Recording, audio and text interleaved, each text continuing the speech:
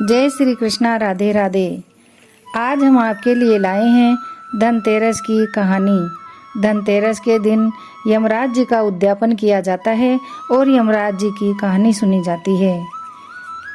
पौराणिक कथा के अनुसार एक नगर में एक साहूकार अपनी पत्नी के साथ रहता था, लेकिन वे दोनों निसंतान थे और वे दोनों भगवान शंकर की पूजा किया करते थे। एक दिन पार्वती जी कहने लगी, हे भोलेनाथ, ये दोनों आपकी इतनी पूजा करते हैं, फिर आप इनकी इच्छा पूरी क्यों नहीं करते? तब भगवान शंकर ने कहा कि इन्हें संतान सुख नहीं है। फिर भी पार्वती जी नहीं मानी और वह जिद करती रही। तब भगवान शंकर बोले, ठीक है, इन्हें पुत्र की प्राप्ति हो जाएगी, लेकिन वह केवल 12 वर्ष तक ही जीवित रहेगा। साहूकार शिव पार्वती की सब बातें सुन रहा था। कुछ समय बाद साहूकारनी ने पुत्र को जन्म दिया। पूरे परिवार में खुशी का माहौल था, लेकिन साहूकार को कोई खुशी नहीं हुई।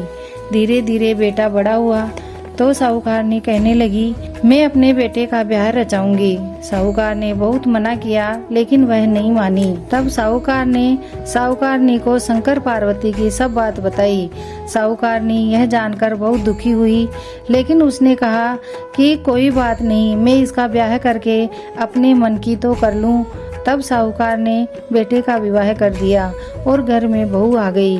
उन दोनों ने बहू को 12 वर्ष की आयु वाली सब बात बताई। तब बहू ने कहा कि कोई बात नहीं, जो मेरे भाग्य में लिखा था वह तो होगा ही, लेकिन अब हम तीनों मिलकर शंकर पार्वती की पूजा किया करेंगे और उनसे वर मांगूंगी कि मेरे पति की आयु लंबी कर दे। तब वे तीनों रोज पूजा किया करते।